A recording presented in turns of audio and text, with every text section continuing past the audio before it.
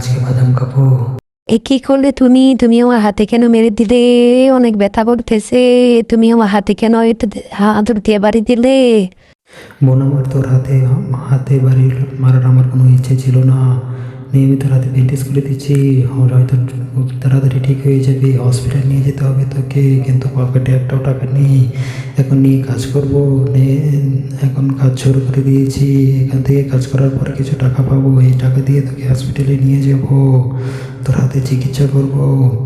এখন আরও কিছু ভাঙ্গাচোরা টুকিয়ে বিক্রি করে যেই টাকা পাবো ওটা দিয়ে এখন অনেকের বাসায় গিয়ে কাজ করে। এখন আমি আরও কিছু টাকা পাবো, তা দিয়ে আমি তোর চিকিৎসা করব।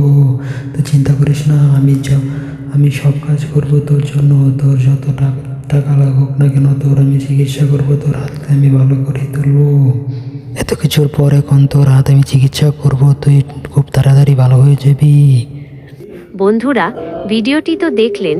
এবার আপনাদের সামনে দুটি ছবি আছে। এই ছবি দুটির মধ্যে কোনটি আপনার সবচেয়ে বেশি পছন্দ? যে মা আপনাকে 10 মাস 10 দিন গর্ভে ধারণ করেছেন এবং অনেক কষ্ট করে বড় করেছেন, আপনি যদি সেই মাকে সত্যি ভালোবেসে থাকেন এবং তার ছবিটাই আপনার পছন্দ হয়ে থাকে, তবে দেরি না করে এখনই ভিডিওটিতে একটি লাইক দিন এবং আমাদের চ্যানেলটি সাবস্ক্রাইব করে দিন। দেখি কারা কারা নিজের মাকে সত্যি অনেক বেশি ভালোবাসেন। কিভাবে বলবেন?